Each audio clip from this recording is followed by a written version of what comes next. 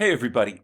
In this lecture, we're going to continue our discussion of Benjamin Franklin in Philadelphia. We've already talked about his arrival and some of the circumstances of his journey to get to Philadelphia. Now we're going to start talking about his first job in the city, maybe talk about the woman he calls his wife. He's going to take an unexpected trip to England as a teenager, and we'll talk about the drama involved with that. And then finally, the creation of his business. We'll see how much of that we can get to in this. And that's the end of part one. Okay, so let's get back into this. Remember, Franklin wound up in Philadelphia because he met a printer in New York when he was looking for a job there, that a man by the name of Bradford, who told Franklin, I don't need any help here in New York, but I have a son down in Philadelphia. And last time I heard from him, he needed help in his shop. So maybe think of going to Philadelphia. And that's what Franklin did. Now that he's in Philadelphia, he goes to visit this younger Bradford and ask him for employment. Younger Bradford tells Ben, unfortunately, no, I don't need any help. But there was another printer. There were only two printers in Philadelphia at this point. And Bradford recommends go talk to the other man. His name was Keimer. And so Ben goes to visit Keimer and asks if he needs help. And sure enough, Keimer does. And Keimer hires Franklin for the job. And at first, things go well. Ben's a talented printer, and Keimer was in appreciation of his skill. Very quickly, Ben realizes that Philadelphia is going to offer him a unique opportunity. That maybe leaving Boston, as it's going to turn out, is going to be a real stroke of good fortune. Because as Ben starts to get the lay of the land and understand what's going on in Philadelphia, he starts to realize that both of the printers in in Philadelphia, Bradford and his boss Keimer, are pretty bad at being printers. Ben says that Bradford was only semi-literate, which you could imagine if your job is printing, that's a big problem. And so Bradford turned out lots of sloppy work. That was not Keimer's problem, Ben tells us. Keimer was, in fact, very literate. The problem with Keimer, Ben tells us, was that he was not very mechanically inclined. He was not good with the equipment, so he didn't run a very efficient shop. And so very early on in Philadelphia, Ben realizes, wow, this is going to be a good town for me. They only have two printers.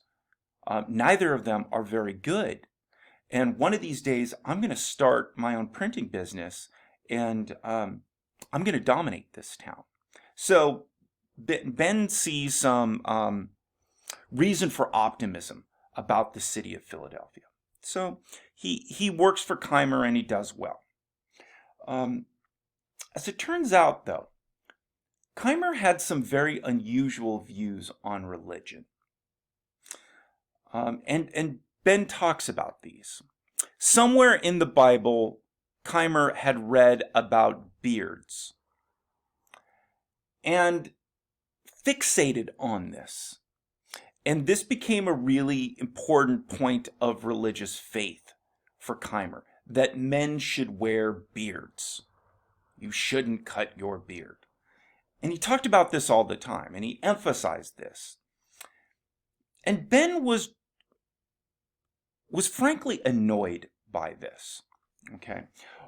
Remember where Ben is at. He's increasingly focused on the idea of the importance of morality for religious faith. What's really important about a religious faith is, does it make you a better, more decent, more moral person in this world? And that's his guiding light for what makes a religious faith solid. But what's Keimer focusing on? Keimer's focusing on the importance of beards as a sign of faith. And Ben just doesn't get this, because this has nothing to do with morality. Growing a beard, from Ben's perspective, it doesn't make you a more moral person. It doesn't disincline you from lying. It doesn't clothe the naked. It doesn't feed the hungry. It doesn't shelter the homeless. It serves no function in the world of morality, whether you have a beard or not. And so this starts to annoy Ben as time goes on. And in fact, people fighting over whether you should have a beard or whether you should not have a beard often is precisely the kind of thing that people fight about over religious faiths. You know, my tribe, we have beards. This is the sign of a faithful person. A different tribe believes to honor God, you must be clean shaven. And these outward symbols of faith become points of contention between these two tribes. They start to view each other as being infidels and blaspheming God. This is what annoys Ben about this focus on a beard, that it's stuff like this that precisely leads people to start fighting with each other over faith. Remember, from Ben's perspective, most religious faiths share a similar morality. Don't kill, don't steal, don't lie. And so if we could just focus on this, focus on the morality of religious faiths, we would all get along better. But focusing on things like beards, Franklin doesn't get it. Hey, by the way, I'm not saying you shouldn't get it. Maybe you are a member of religious faith for whom wearing beards is important. I'm not saying that's bad. I'm not judging. This is Benjamin Franklin's perspective on this matter, okay? And so what Ben decides to do is he decides to have a little bit of fun with Keimer. He's going to propose to Keimer that they create a religion and have some fun. Now, for Benjamin Franklin, this is 100% a goof. This is a joke. He has no intention of long-term creating a religious faith. But he knows Keimer is going to be excited about this, and then Ben's gonna kind of torment him a little bit through doing this. Right? And so Ben goes to his boss, Keimer, and says, you know, Keimer, you have some really interesting ideas about religious faith, and I think Benjamin Franklin, do also. So what do you say we get together and create our own faith? Okay, Keimer, you will be kind of like the front man. You'll kind of be the prophet figure in our faith. And I, Benjamin Franklin, I'll be more the guy behind the scenes. I'll be the sort of the writer of the sacred text kind of guy. And we'll create our faith. Keimer's been waiting his whole life for somebody to propose something like this. So Keimer's super excited about this. And he is on board. So Ben says, well, why don't we talk about what's going to be important? What are going to be some of the principal tenets of our religious faith? Right? Keimer, why don't you go first? Right? Ben knows where this is going to go. Keimer's first thing is beards. We got to grow beards. It's going to be required that the men of our faith, grow beards as an outward sign of devotion to God. Right? This is predictable. Ben knows it's going to happen. No problem for Ben. What does Ben have to do? Not shave. Easy enough. Right? And then Keimer, all excited, turns to Ben and asks, okay, Ben, your turn. What do you think should be part of our faith? And this is where the fun is going to come in for Ben. Ben proposes vegetable diet. Remember, Ben is a vegetarian at this time. And oh, by the way, Ben mentions to us that Keimer liked to eat, and Keimer liked to eat things that had parents. So he knows this is going to be difficult for Keimer, and that's where the fun's going to come in. How long is Keimer going to be able to maintain a vegetarian lifestyle? But, in this initial moment, Keimer's really excited about it. And he's like, yeah, great. Okay, vegetable diet. This will be another sign of devotion to God. All right? And so they finalize all this and they come up with it. What does Ben have to do? Like I said, not shave. Easy enough for him. What does Keimer have to do? Become a vegetarian. Rather difficult for some people. And so the fun for Ben is just going to be to sit back and see how long Keimer is going to be able to maintain this. And, Keimer's doing it in the beginning, but then Ben tells us he starts getting grumpier and angrier, and it's becoming more difficult for him, and this goes on for a while, and eventually one day Keimer just freaks out and eats a whole pig. And then that was the end of their religious experience with that. It's a funny story, but it once again reveals to us some of the priorities of Benjamin Franklin's religious faith. He really wants to create a religious faith that focuses on morality, and make sure that's sort of mainstream accepted in society. In his perfect world, that's how we would be judged, based on the morality of our religious faith. We could believe what we want, but if there were aspects of our religious faith that really don't have much to do with morality and might serve as a basis for people to fight with one another, like beards, he doesn't like it. It just doesn't make any sense. Why would a rational God care if his believers had a beard or did not have a beard? A rational God wouldn't care about such a thing, for Ben's perspective. All right. So Ben has a little fun with that. Let's talk about Ben getting an opportunity to go to England. Okay. And like I said before, the drama that ensues from this.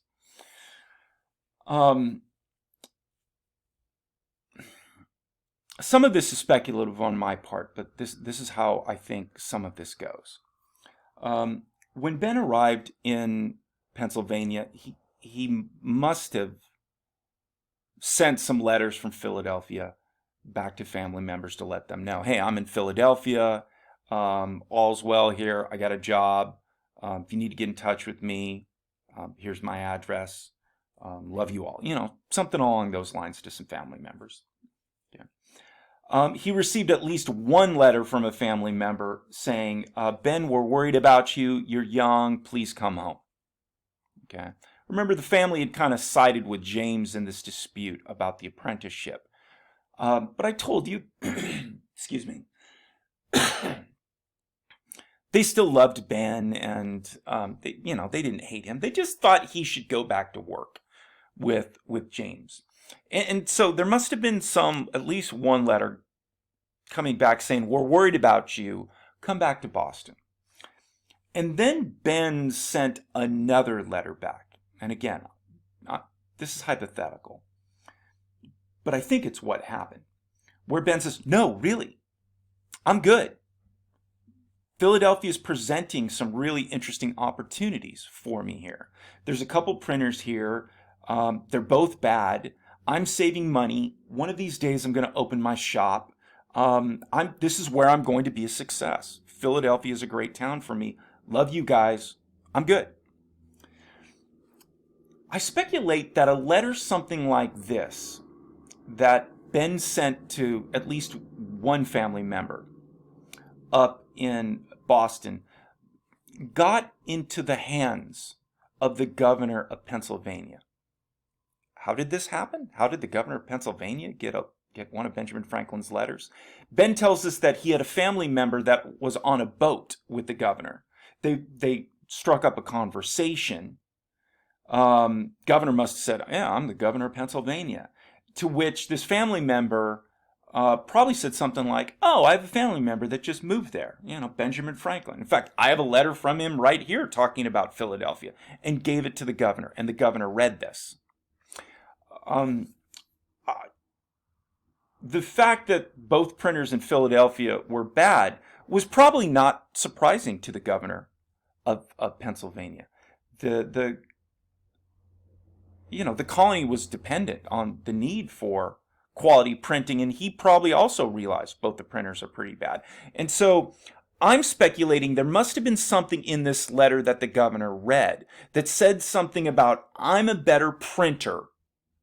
Pretty soon I'm going to open a printing house, and I will open a quality printing house and make money in Philadelphia. Because after this boat ride, the governor of Pennsylvania, a man by the name of William Keith, Governor Keith, goes to visit Benjamin Franklin and references this letter. And this upset Keimer a little bit, by the way. Word came that the governor was going to come to Keimer's printing house, and the governor walks right past Keimer and straight for his lowly employee, Benjamin Franklin, and starts talking to Franklin. Governor Keith has a proposition for Ben. The governor says, go back to Boston and speak to your father and see if you can get a loan from your father to help you start your printing business earlier. If you can, I will direct all of the printing for the colony of Pennsylvania to your printing house, almost guaranteeing the success of your early venture because you will have so much stuff to print. Go tell your father that, and maybe that will make him more inclined to loan you some money. Okay. Ben says, okay, I'll do that. He tells us he wanted to go back to Boston anyways, visit some family and friends, maybe to patch up some of the bad blood in the family. He was a little homesick anyway, so he's like, yeah, I was thinking about going back to Boston anyway for a visit. Yes, I'll do that. So that's what Ben does. He goes back to goes back to Boston, speaks with his father. At this point, Ben is 19 years old. His father is pleased Ben is doing so well and is making these kinds of connections, but says no to Ben. Says he's too young. His father says, come back when you're 21 years old. You're a little older. And if you still have this opportunity, I will loan you the money. Okay. Ben is disappointed but not terribly surprised by this. He suspected it might go like this. One of the things that's interesting to me about this is I suspect there's maybe a little bit more going on here. I don't really think it was about age. Because after all, in the colonial world, the difference between 19 and 21 wasn't that dramatic. I think what's really going on is that Ben's father doesn't want to get between Ben and James over this dispute about being an apprentice.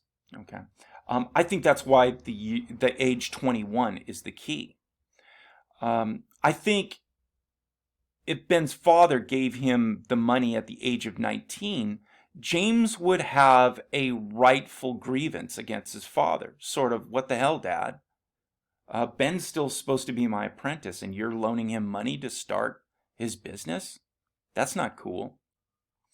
And so I think that's why the father picked the age of 21, because at the age of 21, Ben would no longer have been obligated to be an apprentice to James.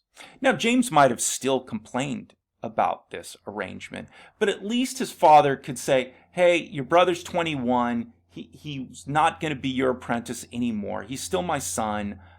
I love him. I want him to be successful. Get over it, James. I think that's the real issue, not so much Ben being too young. I could be wrong about that, but I think I'm right. So Ben goes back down to Philadelphia and tells the governor, sorry, governor, I can't get the money, so I'll just keep saving and I'll open the place when I can. The governor says, well, wait a minute. I got another plan. What if I, Governor Keith, is able to secure you letters of credit, basically loans, to allow you to start your business? Would you be interested? Yes, Benjamin Franklin tells him. Of course I would be interested. And so the governor says, okay, that's what we'll do. And the governor also suggests that Ben go to England to supervise the building of his printing equipment. In the early 1720s, printing equipment was not built in the colonies. North American colonies would have had to order this equipment from England itself. This was advanced engineering of the time. And it also wouldn't have been just an off-the-shelf kind of thing, like going to pick up an Xbox at Best Buy.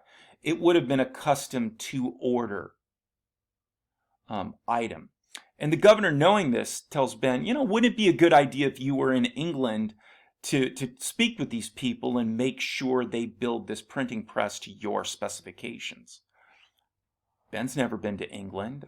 He would love to go to England. Sounds very exciting. So Ben says, yeah, okay, I'll do that. And so that's agreed upon. That's the plan. Boats were not leaving every day between Philadelphia and London. So Ben's going to have to wait a while before a ship comes that's going to carry him there. And in the meantime, the governor had promised these letters of credit, that these letters of credit are going to come, but they never arrive. Well, they seemingly never show up. And Ben's getting more and more worried about this. I suspect from his description of it, what he's getting is that this is too good to be true kind of feeling. And he's getting increasingly worried until right before he's about to leave. Some letters arrive that are supposed to be the letters of credit. He goes, gets on the boat, goes to England. All right, very excited. He shows up the place where he's supposed to take these letters of credit and redeem them for money. And he goes to the gentleman, starts talking to him, and this gentleman opens up these letters and he's looking at them. And we can imagine he just starts shaking his head, saying, no, no, no. And he basically tells Ben, the guy who wrote these letters of credit for you, he's a scoundrel. I know who this dude is, and he's bad news. And now you, Benjamin Franklin, are sitting in my office with letters from a scoundrel, and now I think you are a scoundrel too. So I'm not going to give you money. I'm not going to interact with you. Get out of my office. And now Benjamin Franklin is royally screwed, because not only does he not have money for printing equipment, he doesn't have money for the boat ride to get back to Philadelphia. The letters of credit were supposed to pay for all that. He brought a little pocket money, he tells us, but he doesn't have enough money to get home. And so he is now stranded in England. Franklin tells us this story, and there's a moral to this story. I teach this book in another class I teach called American Character. It's American Studies 301, American Character. And I talk about this story a bit more detail in that class. Because Ben's reaction to Governor Keith and who he blames for what goes wrong with this incident in England's very interesting and it's revealing. A lot of us would blame Governor Keith for this, for getting kind of shady letters of credit and giving it to a teenager and sending that teenager over to England. Ben doesn't blame Governor Keith. He blames himself. He says, it was my fault.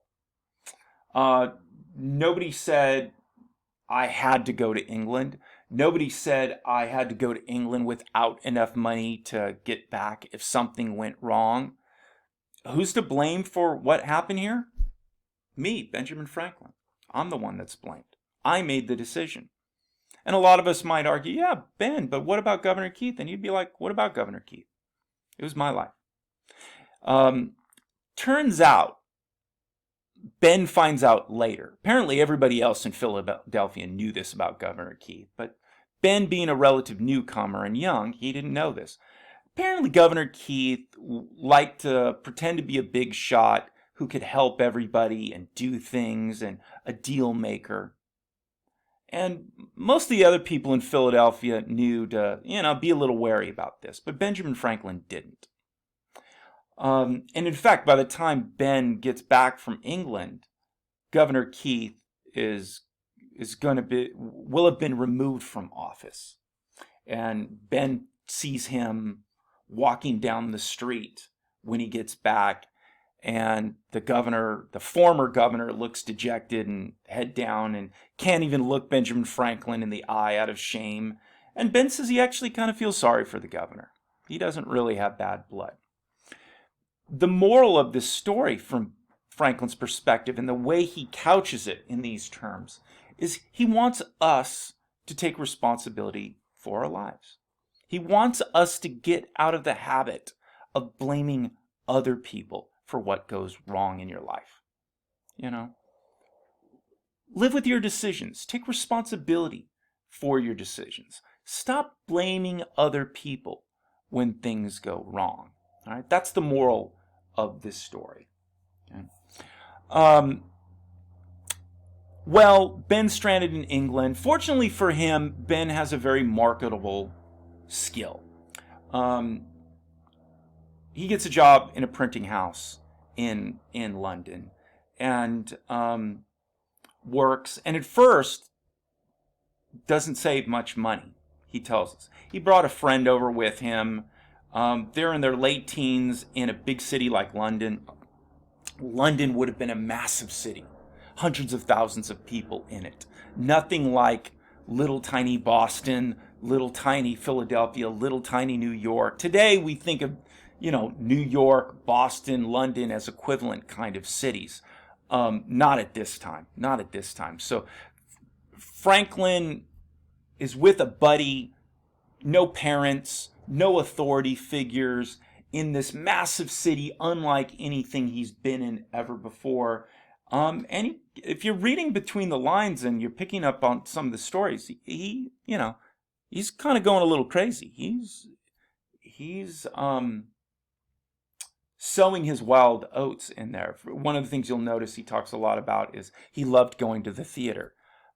By the way, theaters was one of the places where you easily found prostitutes at this time, and prostitution was very common at this time.